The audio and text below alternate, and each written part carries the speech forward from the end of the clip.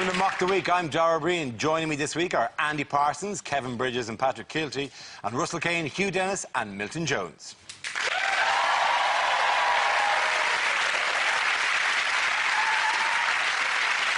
We start with a round called Headliners. Here's a picture from this week's Lib Dem conference, but what does CDCR stand for?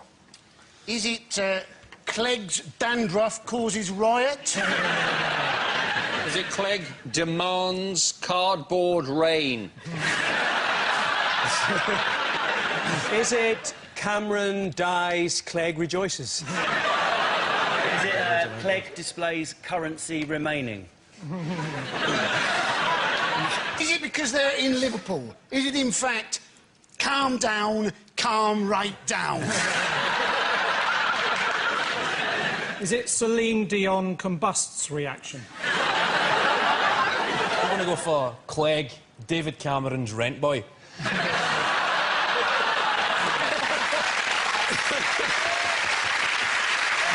Small amount of skirting around the issue which Kevin has cut through quite dramatically.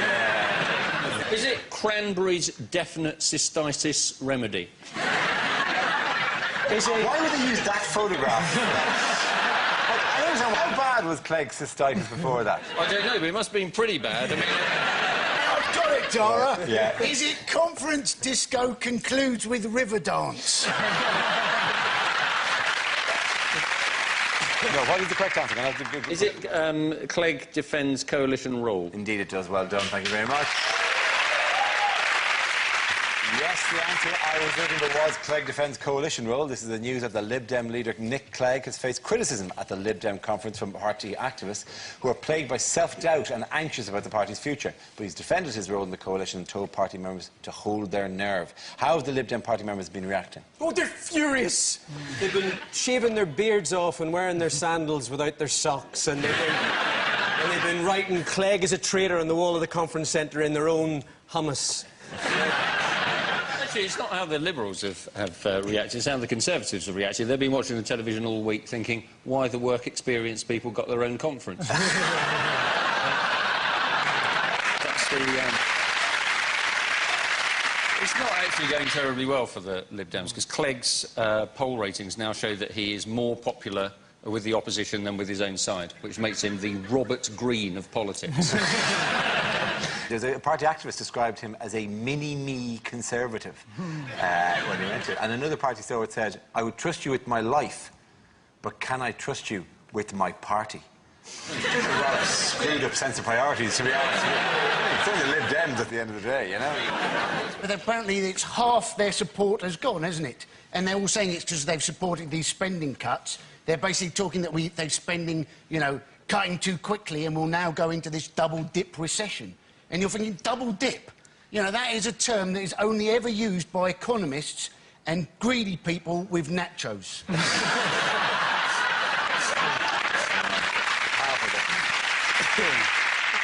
If the supporters are losing, surely that's just people who came to them from Labour anyway, thinking, well, if I vote for them, I'm practically voting for Labour. So it's a very clever, tactical... What? No, wait, no! My master plan! Don't go to the Conservatives. You're not allowed to... Oh, you are allowed to do that. What's amazed me is that Nick Clegg seems to be soaking up, even though he's becoming ever more unpopular. How broken do you have to be by your former unpopularity to savour any attention, even if it's negative? That's like a fat, ugly girl being sexually assaulted behind a Lidl and then coming out and going, it's just nice to get the attention.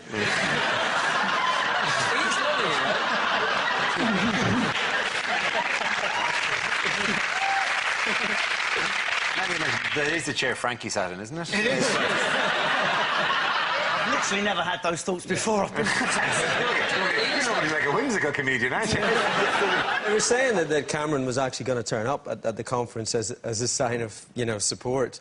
And then they realised that might be a bad idea. You know, Cameron turning up at the Liberal Democrat conference is a bit like Leona Lewis showing up at the Mobos with Nick Griffin. It's not really going to cut it. I like the idea of lots of Tories sneaking into the convention and going, well, we're in a coalition now, we might as well take some tuck along and have a day out. And then hear him talk about rescuing the poor and start heckling with quail's eggs. Take that, you Liberal. Have a tomato, that sunglass, you wanker. Take that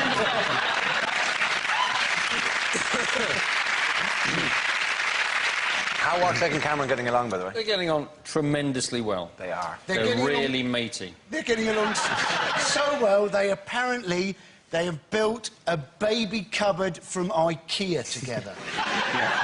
Now, I'm no expert on childcare, but I don't think you should necessarily putting a baby in a cupboard. You know, I'm not saying I'm a genius myself, but I think it's more for the clothes for the child. Yeah, I don't think the idea is that, like, you would... Oh, God, that's screaming! Like, crying! Get in the cupboard. Get in the cupboard. Why do you think they went to IKEA? What's the symbolism there? Yellow and blues. Yeah. And it also goes deeper. It's a cabinet that comes in 2 parts and may well fall apart.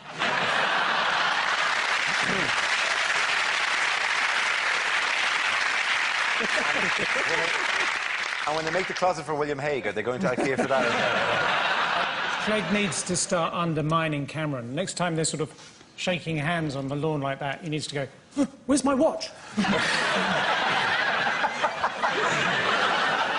How are the government planning to catch middle-class tax avoiders? With a butterfly net and the van from Chitty Chitty Bang Bang. It would probably work better than the plan they have. They're planning to catch them using lie detectors. Middle-class people taking lie detector tests. It's like an upmarket version of Jeremy Kyle. And I'd like to see that. Wouldn't you like to see that middle-class Jeremy Kyle? You know, my cleaner ran off to another family. My husband's using the wrong cutlery. You corked my Merlot! But yeah, the idea is that, you know, apparently in Benefit Office, there are certain companies that supply software that when people ring in about their benefits, if their voice wobbles in some way, the software can pick this up and will detect that they're nervous. So now it's just going to create a breed of super accountants with really level voices. I wish to just go like Hawking. I get Hawking doing me accounts. Hawking would be fantastic. His voice doesn't wobble and he's good at numbers.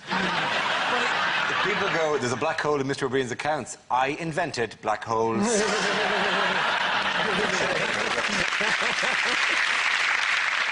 People are hiding money offshore, though, and you've got to really know what you're doing with that, because I fell out of the boat 6 times. What are people saying about the coalition's public spending cuts? Are people angry with this? They're not happy, are they? They're not happy. I mean, basically, the coalition said they're going to cut, you know, or cut down on sickness benefits. Cameron said that 900,000 people were on sickness benefits and had been for 10 years. And he said that if we thought we could actually afford that, we were deluded. And I was thinking, well, if we are deluded, does that mean we can claim as well?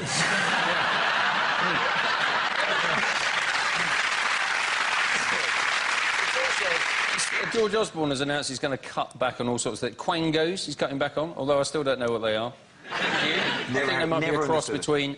Could be a cross between corn and a mango. Sort of like orange and tasteless. David Dickinson on a stag night. My granddad's got a good way of getting around the winter fuel reductions. He's died.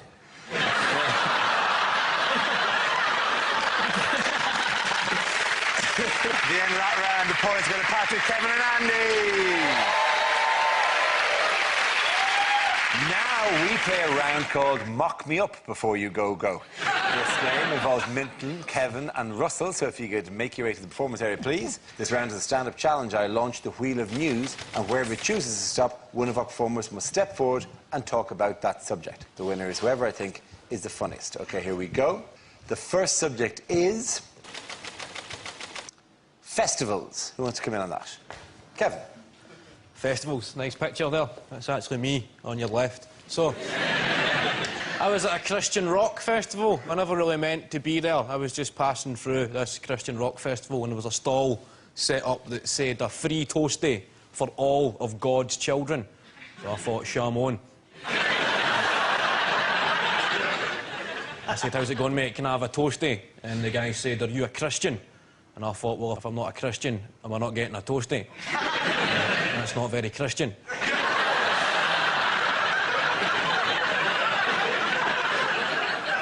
And with this, the guy crumbled and stood back to reveal a chalkboard and he said, OK, you can have cheese or cheese and ham. And I thought, oh, just cheese, mate, because I'm a Jew.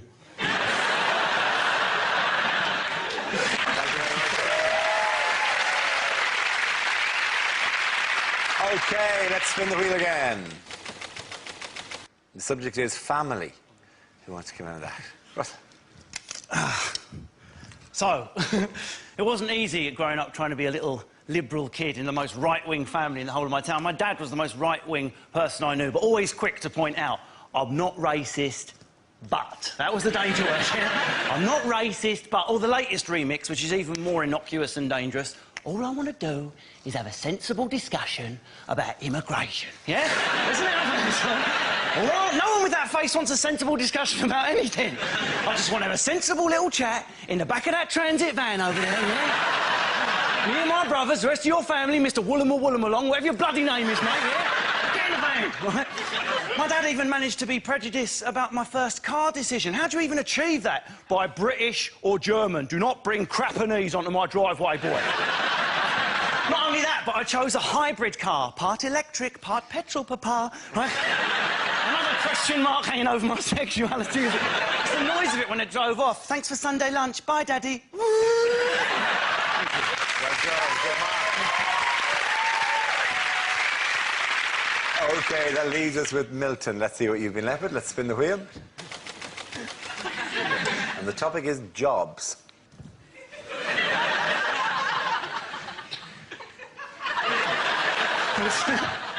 I used to work at a Christian rock festival selling toasties.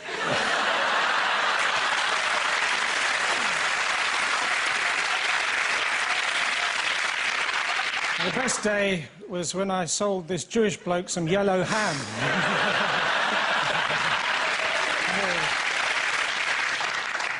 My dad was a dustman. I didn't like him coming to collect us from school, though. Not because I was ashamed he was a dustman, it's just you never knew which day he was going to come.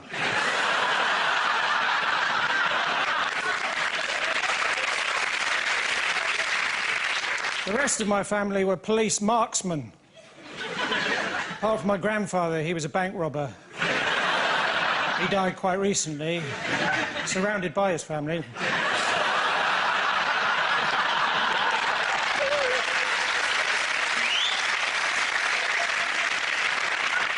My uncle, he's a police frogman. No, sorry, he's a French policeman. I used to work in a supermarket. It was my job to hand out samples of things for people to taste. But I was asked to leave after the little cups of bleach incident.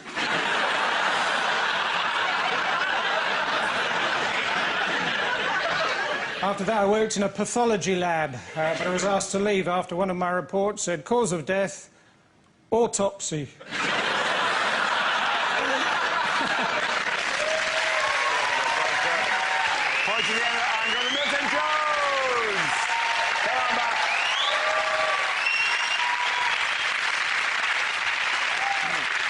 Our next round is called If This Is the Answer, What Is the Question? On the board are 6 categories. Patrick, which category would you like? Oh, home news. OK, home news it is. The answer is 500,000. What is the question? Is it how much money Wayne Rooney thinks a good-looking prostitute costs? Is it, in cricket, how much do you get for a no ball?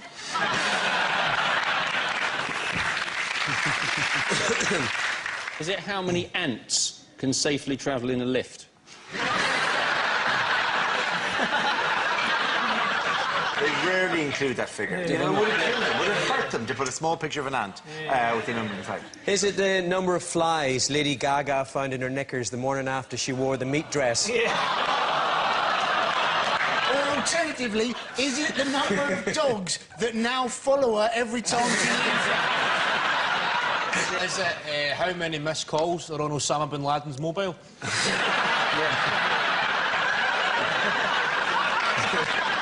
Is it the number of times Daniel Craig's mother has been told that when he was born she should have said, I've been expecting you, Mr. Bond?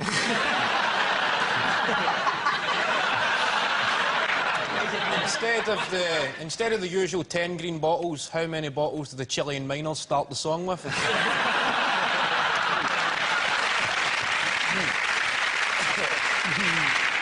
Is it how many accessories has Claire actually got?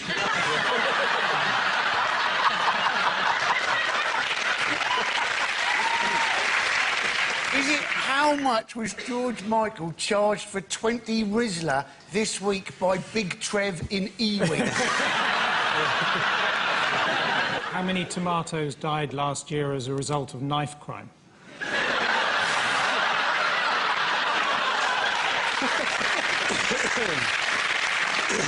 Can anyone give me the correct answer? I know what it is. It's the number of Russells working in British comedy. Is it what number most looks like a train pulling a carriage?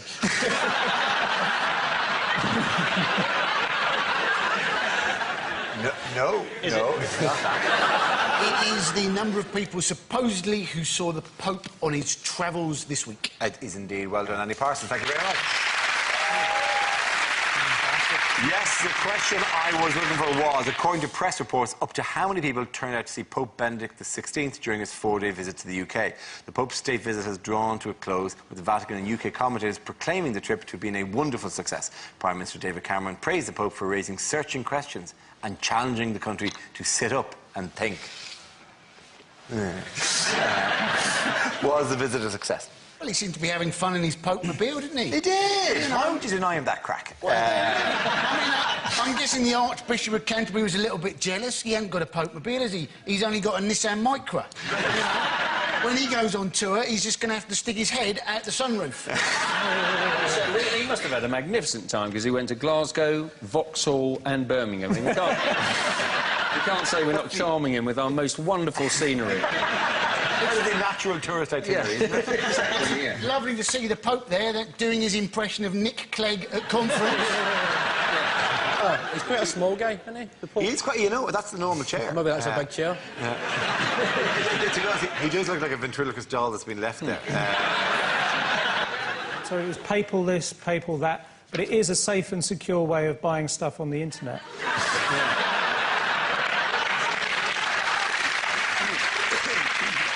The other atheist guy, he did launch, now I thought this was quite, he did launch an attack on atheism and aggressive secularism, the Pope, which is quite interesting because a lot of people, including on this show, do the Nazi joke about the Pope. And then the first time he opened his mouth, he went, atheists are like Nazis! And you go, touche, il papa. I told you that, very good, I like what you're doing, right? I was watching it on Sky News, the Susan Boyle gig. I don't mean to refer to the Pope's visit as a Susan Boyle gig, but when she was on, it was Susan Boyle and Michelle McManus, didn't they? The ideal lineup for a celibate man. But there was 2 rows of empty seats, and the commentator on Sky News said, if you're wondering why these are empty, this is the VIP section, and they'll be empty until the Pope arrives. No, what kind of message is that? And there's a bouncer there going, yeah, God loves you all equally, but if your name's not on the list, you're not getting in. To be honest, that is actually the essence of Catholic faith. Yeah. It's St. Peter in a nutshell. They should have just dressed them all up with beards and robes and stood them aside, and they made all the gates pearly and just gone, no, get used to this. No. How did one reverend describe the open-air event in Hyde Park? I think he said it was like Glastonbury with God. It did, actually, yeah. Yeah, it is. I know. Well, this is what it looked like, you know. It was hosted by Carol Vorderman, wasn't it? Yeah. I don't know quite why she was there. Maybe she was encouraging the faithful to repackage all of their normal prayers into one more easily manageable prayer. Than one large monthly confession. The only thing that would have made it better is if they had have actually just day-released George Michael to drive the Pope-mobile, just for one day. Yeah. Just, you know. Catholic bishops tried to make the church language more user-friendly for staff, because there would have been non-Catholic security staff and functionaries and sound staff and lighting staff who would have used it. So they needed to make their language, to offer a glossary. And we're not making this up. They gave out a pamphlet with the title, The Papal Visit to the UK, 2010, Some Helpful Terms, where they would explain the terms so that people would say, if it said congregation, that is what you would refer to as the audience. The Mass is a gig. No. No, genuinely, sacristy is backstage. and genuinely, and Pope was what you would call a headline act.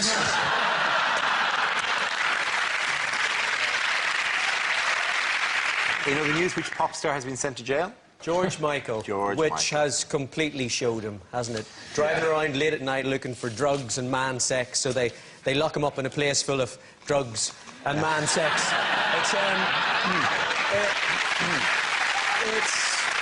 It's basically like locking burglars up for 2 months in Curry's.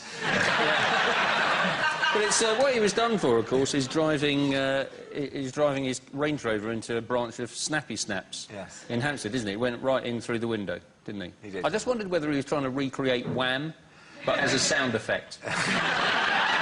Really, there's a picture of the front of Snappy Snappy. Somebody wham at the point where he smashed. Wham by George. See, I like George Michael. I'm a big fan. I like George Michael's music. He fell asleep, didn't he? At a traffic lights. How quickly can you fall asleep? You know, oh, it's red, this better hurry up. Oh, red, amber. Someone in the court case said, when did the collision occur? And his lawyer went, towards the end of the journey. Was the actual... It's a shame it's happened this week, because now the Pope has gone home with his album Careless Whisper unsigned. It's interesting, though. How do you test people? I mean, I know how drink driving works, right? But how do you do dope driving? I mean, drink driving, you blow into a breathalyser. If it goes from green to red, they arrest you. So dope driving, you blow into a breathalyser, and if you go, oh, look at the lovely lights... Is that how that works? If you inhale on the breathalyzer, that's how you know. Yeah. See?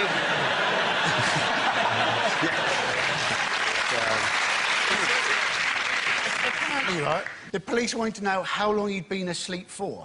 And checking the Guinness Book of Hit Singles, I made it about 12 years. I mean, let's face it, it'll be the first time in years, won't it, if he visits the prison showers, that he's had a surprise entry in the number 2 slot.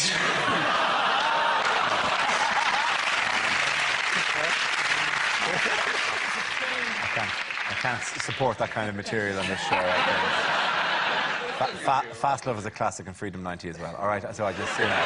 They were singing as well, wasn't it? They were singing his song. Oh, yeah, Freedom. they were singing Freedom when he arrived into They're trying prison. to taunt him and intimidate him by singing his song. I think it'd be quite a beautiful entrance. No, I imagine, like, these hardened criminals the night before up rehearsing the song. OK, Steve, so you say freedom 3 times. It's not the kind of song, it's not really like a football chant type of song. Freedom, don't you mind freedom? Yeah. It's the least intimidating song in the world, like. We've all fallen asleep at the wheel. I don't know how hamsters do it. Okay.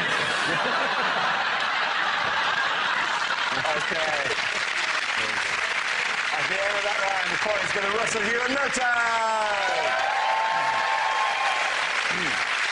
Okay, now we come to scenes we'd like to see. So if everyone can make their way over to the performance area, I'll read out this week's topics, and then we'll see what our panelists can come up with. Okay, here we go. The first subject is unlikely things to hear on a news programme. Behind me, a man lies dead.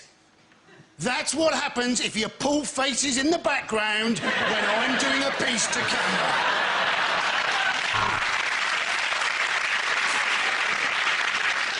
This is BBC Three's News in 15 Seconds. Floods, recession, Lib Dems, Wayne Rooney.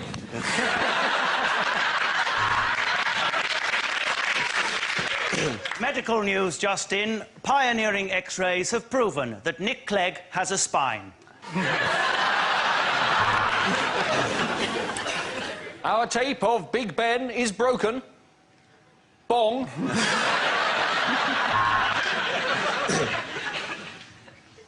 This is Fox News.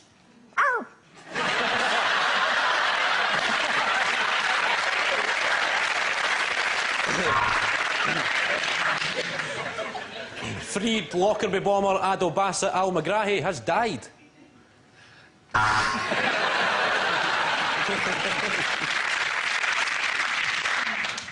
Are you there? No, there's no one there. Well, we hope to talk to Michael Jackson later.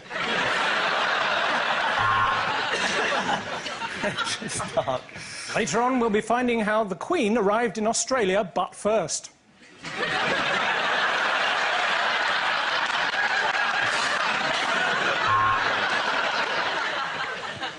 Finally, economic news.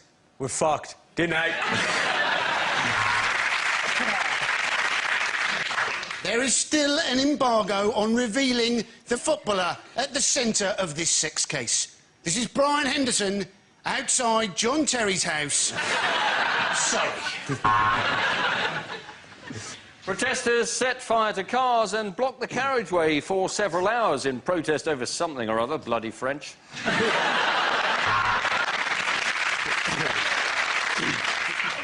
City news now. London is dangerous, York is old, and Bristol is a bit weird. The next topic, please. Unlikely things to hear on a train. This is the Virgin train service to Edinburgh. If you're not a virgin, would you please get off at Hemel Hempstead? We would like to apologise for the bumpy ride as we entered the last station. This is due to some selfish bastard throwing himself under the train.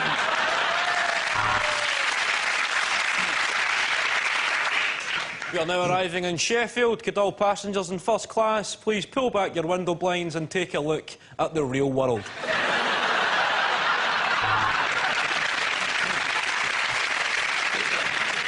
We'd like to apologise for the toilet being out of order for the entire journey, as Ricky Hatton is in it. Due to staff shortages, I am unable to finish this noun.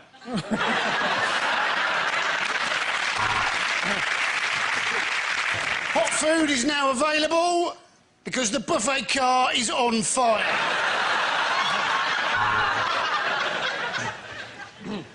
We have now arrived into Birmingham New Street. We are pleased to inform any passengers wishing to change for Wolverhampton that there's a JD Sports opposite the station.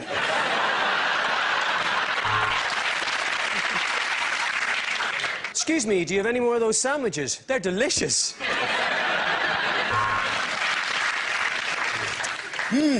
I wonder whether I should take my personal belongings with me when I leave this train.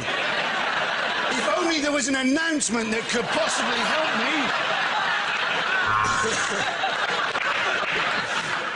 me. We apologise for the delay to this service. This was caused by points failure at Make Something Up.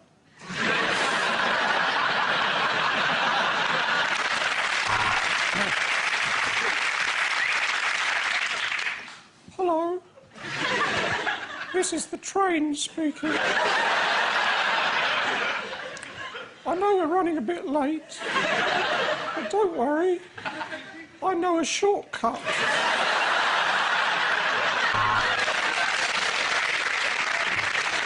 Could the passenger causing a disturbance in the quiet coach please settle down and stop shouting about your heart medicine?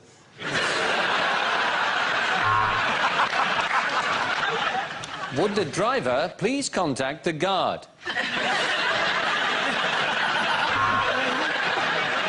We have no idea where you are.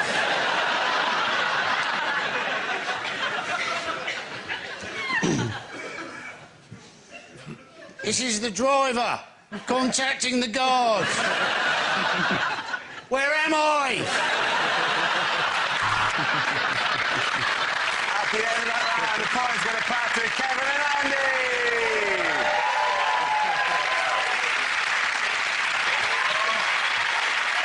And that is the end of the show. This week's winners are Andy Parsons, Kevin Bridges and Patrick Kilty. Commiserations to Russell Kane, Hugh Dennis and Milton Jones. Thank you for watching. I'm Dara Breen. Good night.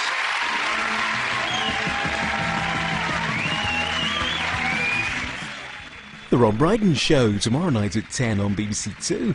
James Corden drops by for a chat, and there's music from Mark Ronson.